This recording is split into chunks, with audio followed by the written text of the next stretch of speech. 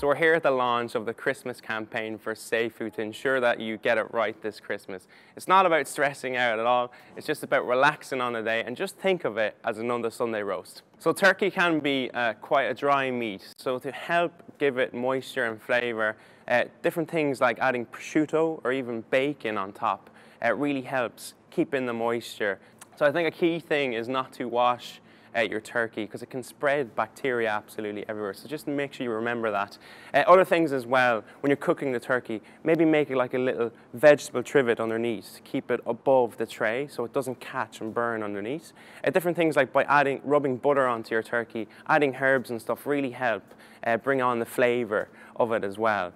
Don't forget to wrap it in tin foil. So what happens is it creates like this steam kind of chamber inside, which keeps in all the moisture into the turkey as well. So another important thing to remember, before you cook your turkey, make sure you bring it to room temperature.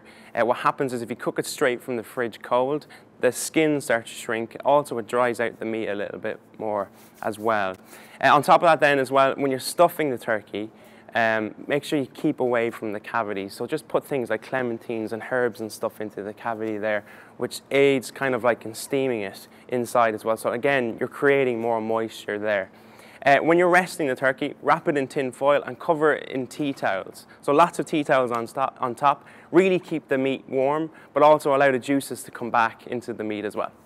So to check when your turkey is cooked, check at the thickest part of the leg, cut into it, okay? Have a little check, make sure that the juices are running clear, that you have no pink meat at all, and that the meat is piping hot before you serve it. Now, if you do have a meat thermometer, make sure it reads at 75 degrees Celsius, but that's if you do. But the easiest way to check and remember is piping hot meat, no pink, and also juices run clear. If you're really stuck and you don't know what size of turkey to get for the amount of people that you're cooking, there's a great infographic on the website there at SafeFood.eu. Also, as well, there's a turkey cooking calculator there to use. So put in the size of your turkey and it'll tell you how long you have to cook your turkey for. If you're really, really stuck then on Christmas Day, you can message Chefbot at SafeFood.eu on Facebook Messenger to make sure that you get everything right. And if you're stuck at all and have any questions, you can ask them there.